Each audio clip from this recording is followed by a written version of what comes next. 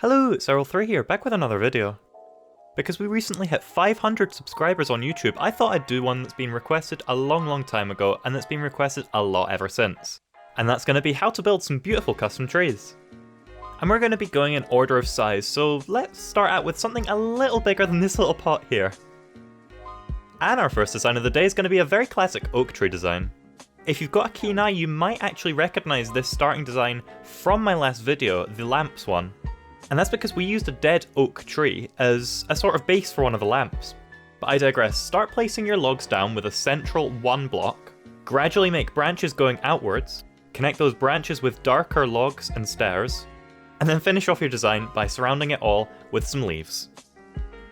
Up second, we're going to have a look at a birch tree. You know, that other tree you find in the forest and never actually use the wood for. Well, we're going to give you a use here. We're going to have a look at this custom birch tree, and we're going to start with a very shallow base, moving it outwards in the center, and then going up to a point in the top. After that, make sure to surround the trunk in lots of birch leaves and make a little point at the top, and make sure it's not too even or odd. Just natural. It looks nicer that way. And of course you can make any changes that you want. And moving on to everyone's favourite, or certainly my favourite type of wood, spruce.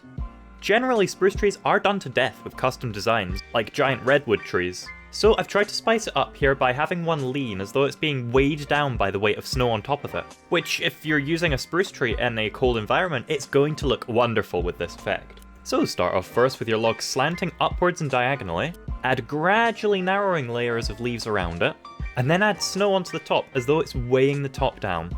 Speaking of custom designs that have a little bit of weight at the top of them, we're going to be having a look at a palm tree.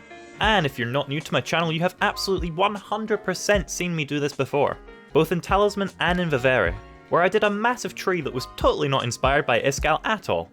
But as you can see here, I'm using jungle logs to curve down as though the build is being affected by gravity, and then using dark oak wood blocks as though they were coconuts that have fallen out of the tree itself. Combine that with multiple types of leaves up the top of the build, and it just looks wonderful. Now we're going to have a look at a little bit of a strange design, an African Baobab tree. And if you've ever seen one of these in real life, you'll know it's sort of like someone has roughly got an idea of what a tree is meant to look like, but sort of sketched it really badly.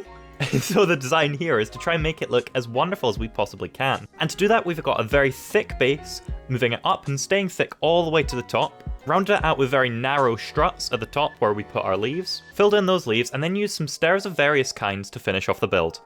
Going from the more eccentric Baobab tree to a more well-known one now, we're going to have a look at a cherry blossom one.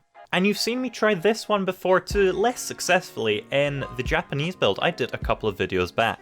Now, this is going to be formed the exact same way as we form an oak tree, except for the leaves we're going to be using some pink wool, white wool, red wool, and other generally, well, pretty looking blocks. Mixing in some concrete of the same colours and then glass blocks of the same colours as well, and we have a really nice looking tree. And finally, to finish off our entourage of trees, we're going to be having a look at a mangrove design. Using birch logs, make a buttressed root structure and then make your trunk out from that. Using the same short and stubby branches as we had for the Baobab tree, finish off with making your leaves just fit around all of those. And of course you're going to want to be using birch leaves or another light kind of variant here. And once you build one of these in your swamp, it can just be guaranteed to look a little bit better and a little more true to life. So let's have a wee step back and have a look at all the trees we've done today.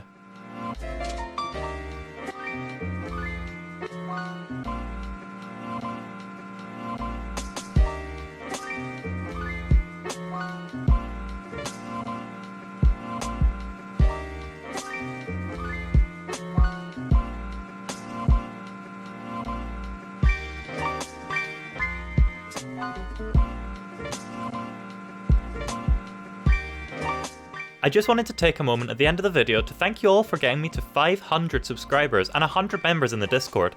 I'm really glad everyone's been loving the videos I've been making and the content I create. So if you've got any suggestions on what I can be doing next, go and join the Discord as that's where I take the majority of my suggestions nowadays.